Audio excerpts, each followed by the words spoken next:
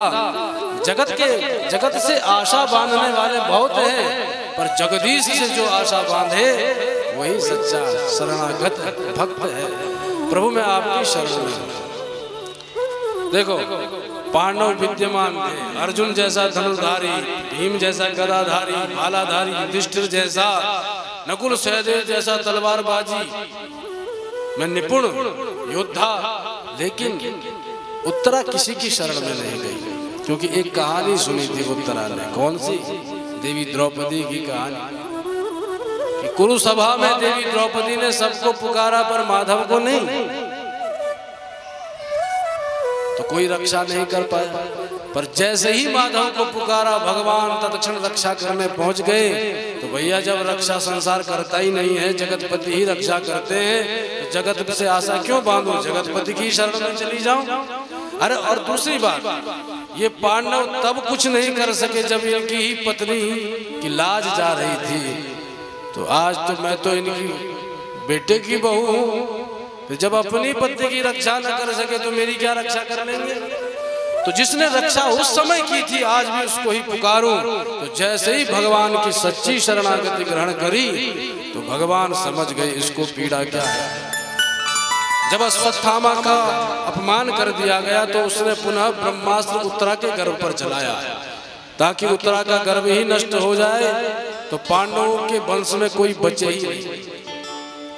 भगवान समझ गए और एक क्षण में गोविंद को कहीं आने जाने की आवश्यकता नहीं होती, भगवान सामने ही खड़े हैं और दूसरे रूप से भगवान उत्तरा के गर्भ में प्रकट हो गए।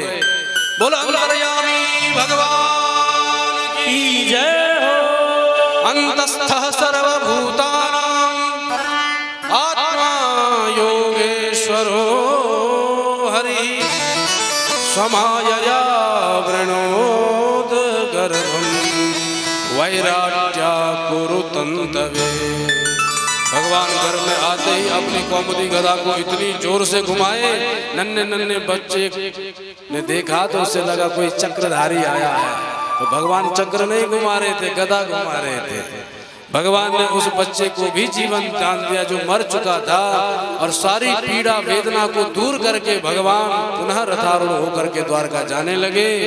तब कुंती मैया ने दिव्य स्तुति प्रारंभ कर दी।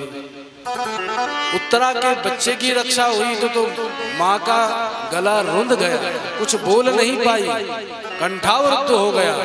पर कुंती ने देखा कि मेरी वधू तो कुछ स्तुति नहीं कर पा रही है, लेकिन मैं तो करूं। तो बुआ कुंती ने श्री कृष्ण की स्तुति प्रारंभ कर दी। नमस्ते पुरुषं त्वाद्यं ईश्वर प्रकृते परम अलक्ष्यं सर्वभूतानां अंतर्बहि अवस्थितम्। कण कण में अणु अणु में विद्यमान रहने वाले हे हरि नारायण में आपकी स्तुति करते हैं। कुंती बुआ बोली, अरे प्रभु आपकी जय हो। जैसे हाथ जोड़े भगवान श्री कृष्ण बोले, हे बुआ क्या कर रही हो? अरे भतीजा प्रणाम करे अपनी बुआ को, पर ये बुआ कब से प्रणाम करने लगी भतीजे को? ये उल्टी गंगा यमुना मत बहाओ, प्रणाम हम करें। बोले नहीं कन्हैया चुप हो जा, जब जब तू बुआ बुआ कहे तो मैं तेरी भगवत्ता भूल जाऊं, तुझे साधारण मनुष्य मान लूं, पर आज कुछ मत बोल, मैं तेरी भगवत्ता समझती हूँ। अभी अभी मैंने चमत्कार देखा है। भगवान मौन हो गए तो स्तुति करती चली गई कुंती बुआ। और जब घंटा भर रह गई स्तुति करते करते तो माधव बोले, हे बुआ स्तुति तो बहुत गा रही हो, पर आज गा क्यों रही हो? बोले कुछ चाहती हूँ प्रभु आपसे। तो भगवान बोले क्या चाहती हो? बोले एक वरदान। तो भगवान बोले मांगो बुआ, इसमें स्तुति की क्या बात है? जब जब बुआ कुछ कहे तो भतीजे का परम कर्तव्य है देना चाहिए। तो कुंती बुआ ने मांग लिया।